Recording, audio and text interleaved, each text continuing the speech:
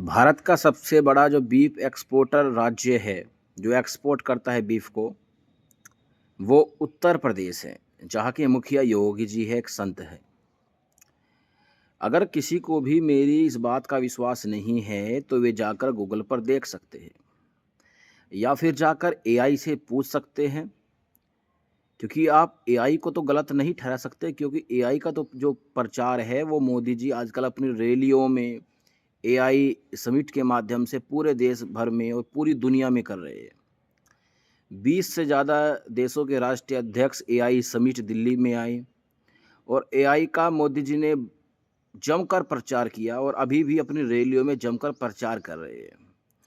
तो जो समर्थक है भाजपा के, मोदी जी के, योगी जी के, जो मेरी इस बात को झुठलाने में लग जाएंगे, तो क्या आप मोदी जी की बात का विश्वास नहीं करेंगे? आप एआई से जाकर नहीं पूछेंगे कि भारत का सबसे बड़ा बीफ एक्सपोर्ट करने वाला राज्य कौन सा है?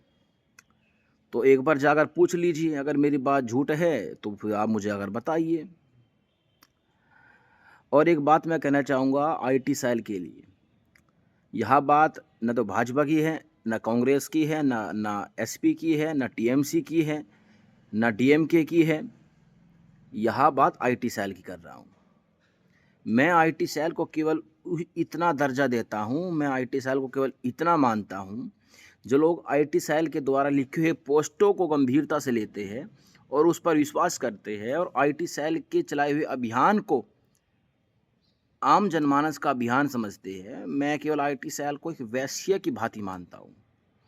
जिस प्रकार से वेश्या पैसे लेती है और अपने काम में लग जाती है, यही काम आईटी सेल वालों का है। गलत शब्द का प्रयोग नहीं कर रहा हूँ, क्योंकि वेश्या लीगली कर रखी है गवर्नमेंट ने, केवल मोदी सरकार की बात नहीं कर रहा हूँ मैं। दिल्ली जाइए, जीबी रोड है दिल्ली में, देश भर में न जाने कितने ऐसे रेड लाइट एरिया है जो सरकारों की कदमों के नीचे, सरकारों की छत्र छाया में, प्रशासन की छत्र छाया में लीगली तौर पर जो चल रहे हैं। तो फिर अगर ये गोरख धंधे लीगल है, तो फिर वैश्य शब्द भी लीगल ही होना चाहिए। तो इसलिए मैं कह रहा हूँ, मैं कुछ गलत नहीं कह रहा। वैश्या, राजनीति और इनका आईटी सेल, इनमें कोई अंतर नहीं है। जिस प्रकार से वैश्या पैसे लेकर अपना जिस्म बेचती हैं, अपना देह बेचती हैं, उसी प्रकार से ये आईटी सेल वाले चंद सिक्कों में बिकते हैं और सोशल मीडिया पर भ्रामक पोस्ट ये डालते हैं। तो इसलिए मैं कहता हूँ, इन लोगों का कोई ईमान नहीं है। शंकराचार्य जी के खिलाफ जो झूठ फैलाया जा रहा है, जो भ्रम फैलाया जा रहा है, वो कहीं नहीं टिकता। अभी आप देखिएगा, जब सच सामने आएगा तो इन लोगों को मुंह छुपाने की जगह नहीं मिलेगी। किसी एक राजनीतिक पार्टी का कुत्ता बनकर, पालतू कुत्ता बनकर ये भौंकने लग जाते हैं, और जब इनकी सच्चाई सामने आती है तो ये बिल में सांप की तरह, जिस तरह बिल में सांप और चूहा जाकर घुस जाते हैं और फिर दोबारा बाहर निकल कर नहीं आते और बेशरम बनकर ये बैठ जाती है, वो इनके साथ होगा। आप देख लीजिएगा, एक व्यक्ति जो स्वयं 21 मामलों में, गंभीर अपराधों में जो शामिल है, जिसके ऊपर 21 से ज़्यादा आपराधिक मामले हैं, जिसमें लूट, डकैती, बलात्कार और न जाने कौन कौन से घिनौने अपराध जिसके ऊपर दर्ज है, वो व्यक्ति शंकराचार्य अभिमुक्तेश्वरानंद जी के ऊपर यौन शोषण का आरोप लगाता है और पोस्को एक्ट में उनके ऊपर मामला दर्ज करवाता है, एफआईआर करवाता है।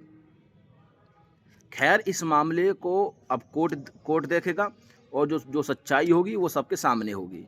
लेकिन ऐसे व्यक्ति का बचाव करना जो खुद आपराधिक है, जिसके ऊपर 21 से ज़्यादा मामले दर्ज है थानों में, कांदला थाना जो जिला शामली में पड़ता है, ऐसे व्यक्ति को बिल्कुल संत बनाकर जिस प्रकार से पेश किया जा रहा है और ये कहा जा रहा है कि ये तो आशुतोष ब्रह्मचारी महाराज है, भैया ये कुछ नहीं कर सकते। आशुतोष सिंह से आशुतोष पांडे व्यक्ति कब बन गया? कोई तो व्यक्ति अपनी जाति बदलता है, कोई तो व्यक्ति अपना धर्म बदलता है। इस व्यक्ति ने अपनी जाति बदल ली, आशुतोष सिंह से आशुतोष ये बंदा पांडे बन गया। अब इस फलाने व्यक्ति से कोई ये पूछे कि अब मुझे अब बेटा तू एक बार बता, जिला शामली और थाना कांधले में पांडे कहाँ से आ गए? तो इससे बड़ा फ्रॉडी व्यक्ति तो मैंने कहीं नहीं देखा, जो खुद अभियुक्त है 21 मामलों में, गंभीर मामलों में, लूट, डकैती, बलात्कार, शोषण, और वो दूसरे को वो अपराधी बता रहा है।